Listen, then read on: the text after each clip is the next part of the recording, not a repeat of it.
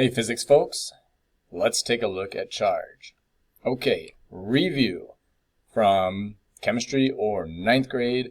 Whenever you've seen this, I know you've seen it.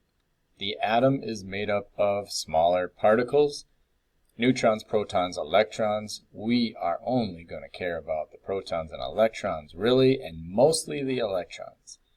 The thing to identify is that the protons are positive, the electrons are negative, and if you recall, the electrons live outside of the nucleus. They orbit around, and that is important because when we go over to our balloon simulation, we see positives and negatives, and so we can think about these protons that are living in here, and the negatives, the electrons that are living out on the rings over here, kind of orbiting around the nucleus. So let's take a look at our balloon and sweater simulation.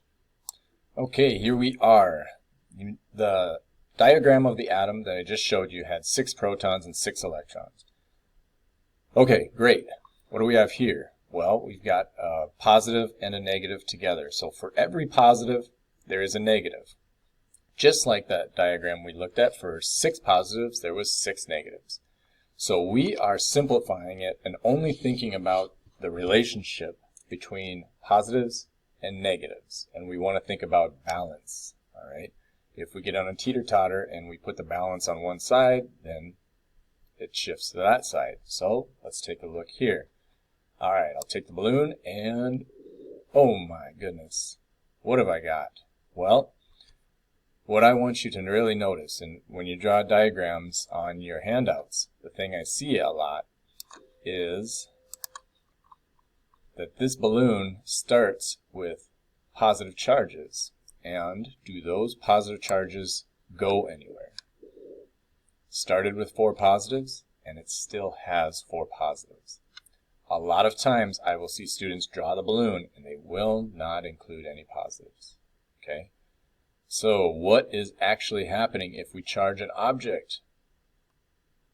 The negatives. All right, the electrons. That's what we're looking at. So is it possible to have an object that doesn't have any positive charges on the object? No, it's not. There's always going to be positives. But why is the balloon negatively charged then? Because there's more negatives there. It's about balance. There's 4 positives and there are much more negatives. So overall it is negative.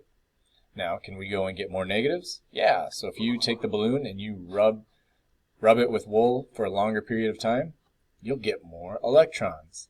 And then it's got a bigger charge. Okay, you may have seen that. Maybe you rubbed the plastic strip a few times and then you went and you said, oh, okay, well, it did a little thing, something, I think. And then I might have come over and just really almost try to rip that thing in half just because I've done it before.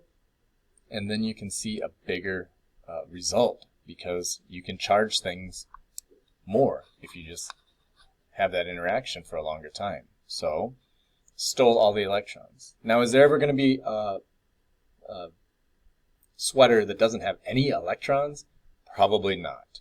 Okay, but the big thing to take away is that both objects still have positive charges.